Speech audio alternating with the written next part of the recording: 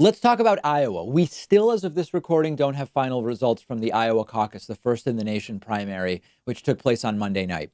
It is time now to just very clearly say, with no ifs, ands, and buts, no caveats, no restrictions whatsoever, Iowa can't get the privilege of being the first to vote in primary elections anymore. Period. Full stop. Now, there are a whole bunch of reasons for this, and most of the reasons why Iowa actually shouldn't be the first to vote have nothing to do with the fiasco from Monday night. The benefit of the fiasco from Monday night, if there is one, if there is a silver lining, is that it's a good opportunity to put back in the spotlight that Iowa should not get the privilege of being first to vote. It's nothing personal against Iowa or Iowans. Iowans are perfectly nice people, the ones that I've met.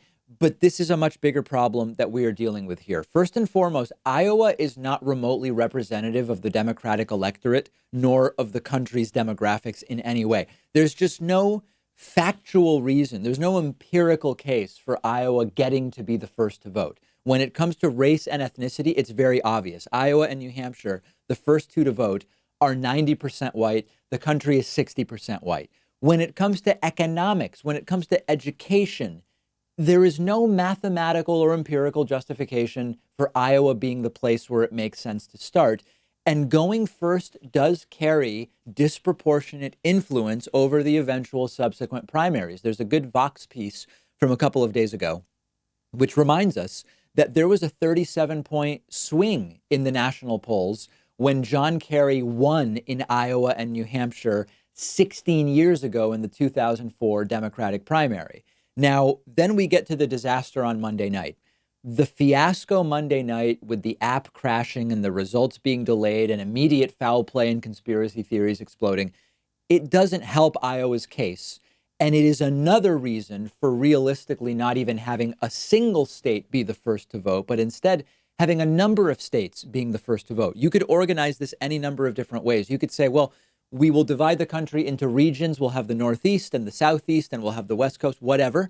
And we will have one state from each region vote first on the first primary day. Or we could say, if we really are convinced that we want to have one state go first and one state only, which I don't think makes sense, you could at least rotate the state.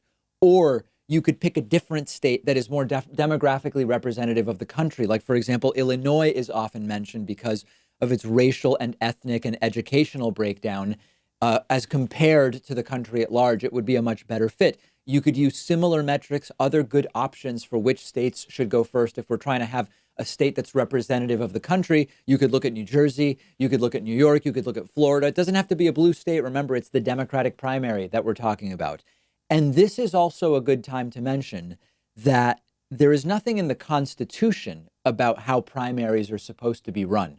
A lot of people don't realize that the Democratic and the Republican parties, these are not government entities, and primaries are not real elections in a sense. In a sense they are, but in a sense they are not. And what I mean by that is that the process and the rules and the parameters for these primaries are decided on by the parties and the members of the parties, and of course at the state level.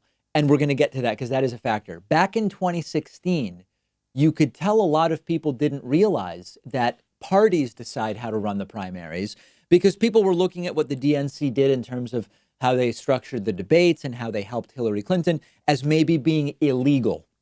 It was not illegal. It was not a legal issue what the DNC did in 2016. Now, you do have state law and state constitutions that make this more complicated. You have, for example, lots of states have laws about when the primary is supposed to happen. Iowa says that its caucus must happen 8 days before any other state's proceedings. That's why New Hampshire is 8 days after Iowa's caucus. New Hampshire has a law that says they must be the first primary, which is why Iowa goes first, but it's a caucus and not a primary. So I don't want to pretend that getting states to change their laws about this is easy. It's difficult for sure, but the DNC can push them if they want to. It's not clear that the DNC wants to change the system that we have. So much like the Electoral College more broadly, we are dealing with what are effectively outdated and broken systems at this point. Even the delegate system needs to be reformed. You could do a national vote in the entire country on the same day, with instant runoff voting at the state level, giving everybody more equal say and equal influence, regardless of where it is that they live. My preference would be to come up with a way to have more states go first, if not all, or to rotate who gets to go first. Why would it be bad for Connecticut Democrats or Washington State Democrats to go first every once in a while? It wouldn't be, unless you want to perpetuate the DNC's stranglehold and influence over the way that this is run. That being said, this will not solve if you have a different state go first. That state still has disproportionate power and influence and makes a bigger impact.